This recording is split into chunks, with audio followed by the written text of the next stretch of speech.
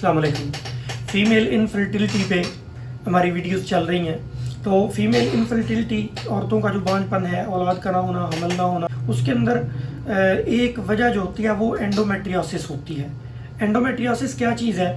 जो यूट्रस के अंदर की जो लाइनिंग है, वो लेयर जहाँ से मेंसेस की ब्लीडिंग होती है, उस लेयर के कुछ सेल्स जो हैं वो ग्रो कर जाते हैं यूट्रस ही की बॉडी के अंदर, या फिलोपियन ट्यूब्स के अंदर, या ओवरीज के अंदर जहाँ पे एग्स बन रहे होते हैं, अंडे बन रहे होते हैं, वहाँ पे ग्रो कर जाते हैं। तो इस सूरत हाल को हम एंडोमेट्रियोसिस कहते हैं। अगर ये ओवरीज के अंदर जो है वो ग्रो करते हैं तो सिस्ट बन जाती हैं, जिन्हें हम चॉकलेट सिस्ट कहा जाता है। ट्यूब्स के अंदर ये होती हैं तो वहाँ पे ब्लॉकेज आ जाती है। इसी तरह ये यानी जो फीमेल रिप्रोडक्टिव ऑर्गन्स हैं, उनके अलावा भी फीमेल रेक्टम में या वहाँ पे भी ये ग्रो कर सकते हैं और वो अज़ा जो हैं आपस में चिपक जाते हैं। ये सारी सिचुएशन जो है वो कॉम्प्लिकेशंस पैदा करती है और ये एक बड़ी रुकावट होती है प्रेगनेंसी अचीव करने में, हमल होने में। ये एक रुकावट बनती है। तो इसकी अलामात जो है वो क्या होती हैं कि एक तो इसके अंदर पेन बहुत सीवियर होता है। जहाँ जिन फीमेल्स में एंडोमेट्रियोसिस होता है उनके अंदर पेन बहुत ज़्यादा होता है। पेल्विक रीजन में पेन, मेंसेस से पहले, मेंसेस के दौरान, मेंसेस के बाद बहुत ज़्यादा पेन, सीवियर शदीद किस्म का पेन होता है। सम टाइम ये पेन जो है वो टेबलेट से भी कंट्रोल नहीं होता, तो इंजेक्शन तक की तरफ जाना पड़ता है। तो ये इसकी अलामत होती है। इसके अलावा इनफर्टिलिटी अगर है तो हमें ये भी देखना होगा कि कहीं एंडोमेट्रियोसिस तो नहीं है। इसी तरह अगर पेनफुल इंटरकोर्स होता है, ड्यूरिंग इंटरकोर्स फीमेल पार्टनर जो है वो बहुत ज़्यादा पेन फील करता है ड्यूरिंग पेनिट्रेशन, तो ये भी एक साइन है कि एंडोमेट्रियोसिस हो सकता है। इसी तरह हैवी ब्लीडिंग, बहुत ज़्यादा ब्लीडिंग होना मेंसेस की, तो वो भी हो सकता है कि वो एंडोमेट्रियोसिस की वजह से हो। इसी तरह पेनफुल मेंसेस हैं। तो ये सारी अलामात जो हैं ये एंडोमेट्रियोसिस की अलामात हैं। अगर खुदा न खास्ता किसी के अंदर ये अलामात हैं तो उन्हें बहुत अच्छे समझदार जो फिजिशियन से मशवरा करना चाहिए और उसका इलाज जो है उसके अंदर एहतियात रखनी चाहिए। होम्योपैथिक का इलाज बहुत ज़्यादा सेफ़ होता है और बहुत ज़्यादा जल्दी भी असर करता है और देर पा इसका असर होता है। होम्योपैथिक इलाज से रिकरेंस की जो है वो भी, यानी दोबारा हो जाने की पॉसिबिलिटी भी कम होती है।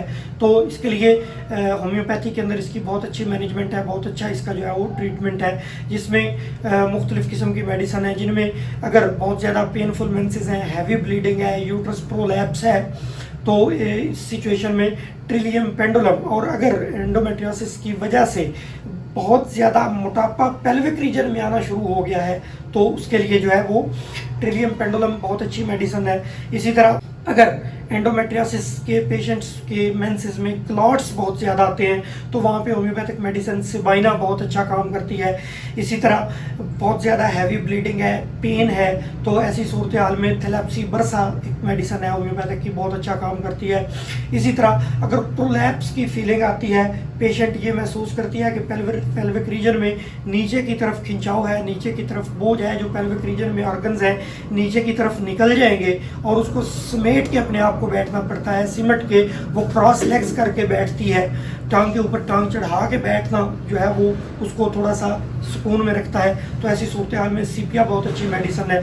इसी तरह अगर इरेगुलर मेंसेस हैं, सप्रेस्ड मेंसेस हैं, मेंसेस के अंदर कोई रेगुलरिटी नहीं है, साइकिल हर माह चेंज हो रहा है, ब्लीडिंग की कंडीशन हर माह चेंज हो रही है, ब्लीडिंग का कलर हर माह चेंज हो रहा है, तो ऐसी सूरत हाल में, और पेशेंट के अंदर वीपिंग टेंडेंसी है, रोने की जो है वो उसके अंदर ख्वाहिश है, तो ऐसी सूरत हाल में पल्स्टिला बहुत अच्छी मेडिसिन है। इसी तरह अगर जो पेन है वो पेल्विक रीजन से लेकर नीचे पाँव तक, टांगों में और पाँव तक वो पेन जाते हैं और लाइक शैटिका पेन आपको महसूस होता है कि जैसे शैटिका की पेन होती है कि वो पूरे वो नीचे लेग्स में, एक में या दोनों में चली जाती है, पाँव तक चली जाती है। अगर ऐसी सिचुएशन है एंडोमेट्रियोसिस में तो स्मिसिफ्यूगा बहुत अच्छी मेडिसिन है और ऐसी दर्दों को जो है वो बड़ा जल्दी कंट्रोल करती है और एंडोमेट्रियोसिस जो है उसको ख़त्म करके प्रेगनेंसी की राह हमवार करती है। ये और भी बहुत सी मेडिसिन है होम्योपैथी के अंदर, इसके लिए कोलोफाइलम है, फोलिक्योलिनम है, ओफोरिनम है, थूजा बहुत अच्छा रिजल्ट देती है, कैलकेरिया फ्लोर बहुत अच्छी मेडिसिन है। तो आपने किसी भी मेडिसिन को पर्सनल रिकमेंडेशन नहीं समझना। और याद रखें कि होम्योपैथी में इलाज जो है वो हमेशा अलामात की बुनियाद पर होता है। जब होम्योपैथिक फिजिशियन आपसे ओवरऑल सारे आपके सिम्टम्स लेता है तो उनके मुताबिक वो डिसाइड करता है कि कौन सी मेडिसिन आपके लिए बेस्ट सूटेबल है। तो सेल्फ मेडिकेशन से बचें, कोई भी होम्यो मेडिसिन डॉक्टर के मशवरे के बगैर इस्तेमाल ना करें। बहुत शुक्रिया।